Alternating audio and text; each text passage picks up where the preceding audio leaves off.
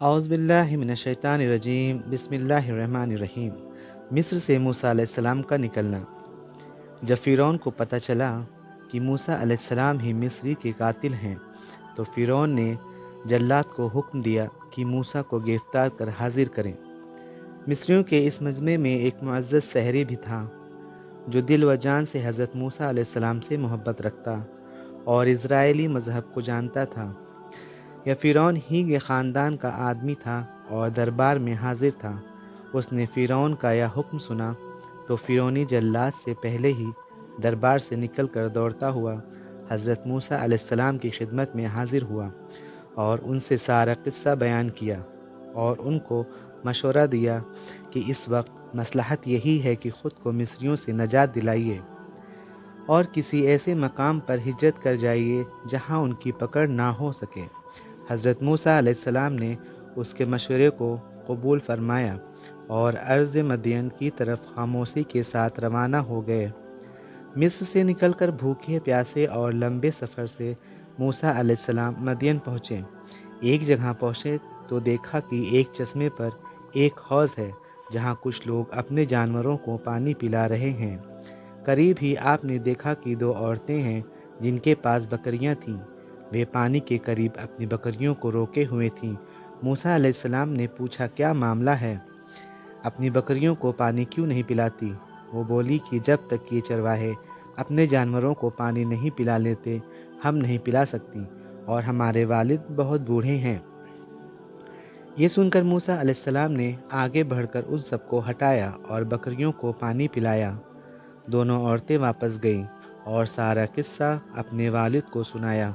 دونوں عورتوں میں سے ایک حضرت موسیٰ علیہ السلام کے پاس شرماتے ہوئے آئی اور کہا کہ میرے والد آپ کو بلا رہے ہیں کیونکہ آپ نے جو ہماری بکریوں کو پانی پلایا اس کی اجرت دے سکیں۔ حالانکہ موسیٰ علیہ السلام نے یہ عمل کوئی اجرت کے لیے نہیں کیا، لیکن ان کو سخت حاجت تھی اس لیے آپ ان کے ساتھ چل پڑے۔ گھر پہنچ کر حضرت موسیٰ علیہ السلام کی ملاقات حضرت شعیب علیہ السلام سے ہوئی۔ حضرت شعیب علیہ السلام کی بیٹی نے کہا کہ آپ ان کو مزدوری پر رکھ لیں کیونکہ یہ طاقتور بھی ہیں اور ایماندار بھی۔ پھر حضرت شعیب علیہ السلام نے اپنے ایک بیٹی سے ان کا نکاح کر دیا اور مہر کے عوض 8 سال مزدوری کو کہا اور یہ بھی کہا کہ اگر 10 سال کریں تو یہ بہتر اور آسان ہے۔ چنانچہ حضرت موسیٰ علیہ السلام نے 10 سال پورے کیے۔ 10 سال پورا کرنے کے بعد حضرت موسیٰ علیہ السلام نے اپنے وطن مصر جانے کا ارادہ کیا اور اپنی بیوی کو ساتھ لیے واپس چلے۔ سفر کے دوران سردی کافی تھی، اندھیری رات تھی۔ حضرت موسیٰ علیہ السلام کو دور پہاڑی پر ایک آگ دکھائی دیا۔ وہ اپنی بیوی کو بولے، میں آگ لے آتا ہوں تاکہ سردی سے بچا جا سکے۔ حضرت موسیٰ علیہ السلام آگ کے پاس پہنچے تو دیکھا وہ کوئی آگ نہیں تھی بلکہ ایک درخت سے نور نکل رہا تھا۔ موسیٰ علیہ السلام بہت حیران ہوئے۔ جب اور قریب ہوئے تو ان میں سے آواز سنائی دی۔ یہ آواز اللہ رب العزت کی اپنے بندے حضرت موسیٰ علیہ السلام کے درمیان تھی۔ اللہ تعالیٰ نے فرمایا، اے موسیٰ میں تمہارا پروردگار بول رہا ہوں۔ پھر آواز آئی، یہ تمہارے ہاتھ میں کیا ہے؟ موسیٰ علیہ السلام نے جواب دیا، یہ میری لاٹھی ہے جس سے ٹیک لگاتا ہوں اور اپنی بکریوں کے لیے پتے جھاڑتا ہوں، اور بھی فائدے ہیں۔ پھر حکم ہوا، اسے نیچے زمین میں ڈال دے۔ جو ہی موسیٰ علیہ السلام نے لاٹھی نیچے گرائی وہ سانپ بن کر دوڑنے لگا۔ یہ دیکھ موسیٰ علیہ السلام پیٹھ پھیر کر بھاگے، پیچھے مڑ کر بھی نہ دیکھا۔ پھر اللہ تعالیٰ نے ارشاد فرمایا، موسیٰ ڈر مت اور اس لاٹھی کو پکڑ، ہم دوبارہ لاٹھی بنا دیں گے۔ موسیٰ علیہ السلام نے سانپ کو پکڑا تو وہ لاٹھی بن گیا۔ اللہ تعالیٰ نے پھر فرمایا، اپنے ہاتھ کو اپنے گریبان میں ڈال۔ موسیٰ علیہ السلام نے ایسا ہی کیا۔ جب ہاتھ باہر نکالا تو آپ کا ہاتھ سورج کی طرح چمک رہا تھا۔ اللہ تعالیٰ نے 2 معجزے حضرت موسیٰ علیہ السلام کو دیے۔ پھر اللہ تعالیٰ نے فرمایا، فرعون اور اس کے قوم کی طرف جا، یقیناً وہ بہت سرکش اور نافرمان ہیں۔ پھر موسیٰ علیہ السلام نے کہا، اے میرے پروردگار، میری زبان کی گرہ کھول دے اور میرے کام میں آسانی فرما، اور میرے بھائی ہارون علیہ السلام کو میرے ساتھ کر دے۔ اللہ تعالیٰ نے آپ کی دعا قبول فرمائی۔ اس طرح حضرت موسیٰ علیہ السلام اور حضرت ہارون علیہ السلام کو اللہ تعالیٰ نے نبوت سے سرفراز فرمایا۔ حضرت موسیٰ علیہ السلام واپس ہوئے اور اپنے بھائی حضرت ہارون علیہ السلام کو ساتھ لیا اور فرعون کے محل پہنچے۔ محل کے دربانوں نے آپ کو اندر جانے نہیں دیا۔ موسیٰ علیہ السلام نے کہا، میں قاصد ہوں، یعنی پیغام لے کر آیا ہوں، تو درباریوں نے اندر جانے دیا۔ حضرت موسیٰ علیہ السلام نے فرعون کو دین کی دعوت دی تو فرعون نے کہا کہ تیرا رب کون ہے؟ جواب میں موسیٰ علیہ السلام نے کہا، وہ آسمانوں اور زمین کے تمام چیزوں کا رب ہے۔ یہ بات موسیٰ علیہ السلام نے تمام درباریوں سے مخاطب ہو کر کی تھی۔ پھر فرعون نے بولا، اگر تو اپنے وعدے میں سچا ہے تو نشانیاں پیش کر۔ اب موقع آ گیا تھا کہ وہ دونوں معجزے پیش کیے جائیں۔ پھر موسیٰ علیہ السلام نے اپنی لاٹھی زمین پر رکھ دیا تو وہ اژدہا بن گیا، اور اپنے گریباں سے ہاتھ نکالا تو وہ چمکنے لگا۔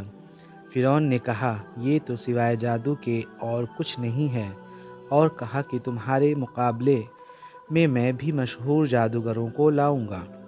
موسیٰ علیہ السلام کو اسی وقت کا انتظار تھا کہ سب سے سامنے دعوت پیش کی جائے۔ مقابلے کا دن مقرر ہوا۔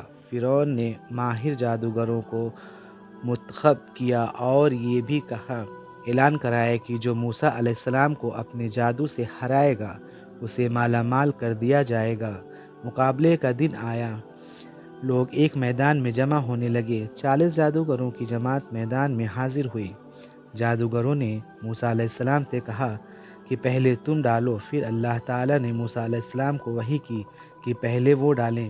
چنانچہ جادوگروں نے اپنے پاس جو رسی اور لکڑی تھی اسے زمین پر ڈال دیا۔ دیکھتے ہی دیکھتے وہ رسیاں حرکت کرنے لگیں۔ جادوگروں نے لوگوں کی نظروں پر جادو کر دیا، گویا وہ رسیاں صاف دکھنے لگیں۔ موسیٰ علیہ السلام نے وحشت محسوس کی تو اللہ تعالیٰ نے وحی کی کہ یقیناً تو ہی غالب آئے گا، اور تیرے ہاتھ میں جو چیز ہے اسے زمین پر ڈال دے۔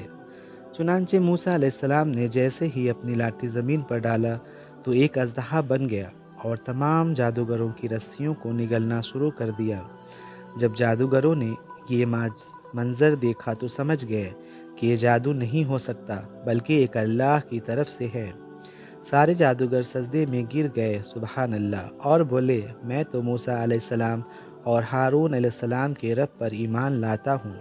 تفسیر سورہ طٰہٰ۔ جب فرعون نے دیکھا کہ سارے جادوگر ایمان لے آئے ہیں تو بولا کہ میرے سے بنا پوچھے تم لوگ موسیٰ علیہ السلام پر ایمان کیسے لا سکتے ہو؟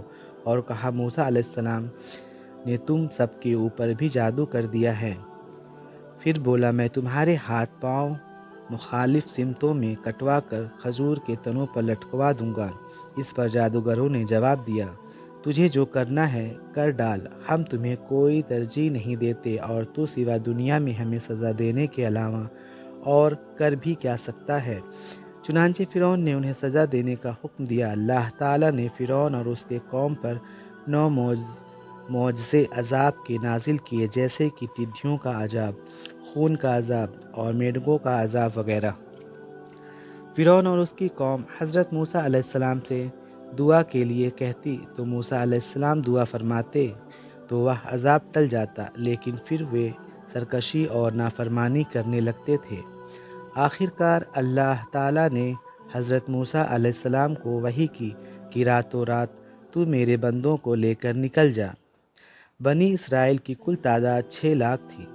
صبح جب فرعون کو یہ معلوم ہوا تو اس نے ان کا پیچھا کرنے کا حکم دیا۔ حضرت موسیٰ علیہ السلام اپنے لشکر کو لیے بحر احمر کے کنارے پہنچے۔ جب پیچھے مڑ کر دیکھا تو فرعون اور اس کا لشکر پیچھا کرتے ہوئے چلا آ رہا ہے۔ یہ دیکھ کر بنی اسرائیل پریشان ہو گئے کہ اب کیا ہوگا۔ پیچھے فرعون اور آگے لشکر، آگے سمندر کی اونچی لہریں۔ پھر حضرت موسیٰ علیہ السلام کو وحی کی گئی کہ پانی پر اپنی لاٹھی مارو۔ जो ही आपने लाठी मारी तो समंदर में रास्ता बन गया और पानी पहाड़ों की तरह खड़ी हो गई। सब के सब उस रास्ते से बाहर निकल गए। अब जैसे ही फिरौन और उसका लश्कर पानी के पास पहुंचे तो देखा कि समंदर में रास्ता बना हुआ है। पहले तो फिरौन डरा कि ये क्या माजरा है, लेकिन फिर उसने अपने घोड़े और लश्कर को लेकर उस रास्ते पर दाखिल हुआ। इधर बनी इसराइल का आखिरी आदमी समंदर से निकल रहा था और दूसरी तरफ फिरौन का आखिरी आदमी समंदर में दाखिल हो रहा था। अल्लाह ताला के हुक्म से पानी जा मिला और फिरौन और उसका लश्कर पानी में गर्क हो गए। जब फिरौन डूब रहा था तो कहने लगा कि मैं हज़रत मूसा अलैहिस्सलाम के रब पर ईमान लाता हूँ। उस वक्त तौबा कबूल नहीं हुई, क्योंकि मौत के आखिरी वक्त में जब फरिश्ते दिखने लगते हैं तो तौबा कबूल नहीं होती। अल्लाह अकबर। इंशाल्लाह आपको वीडियो पसंद आएगी। चैनल को सब्सक्राइब, वीडियो को लाइक शेयर ज़रूर कर दें। मिलते हैं अगली वीडियो में।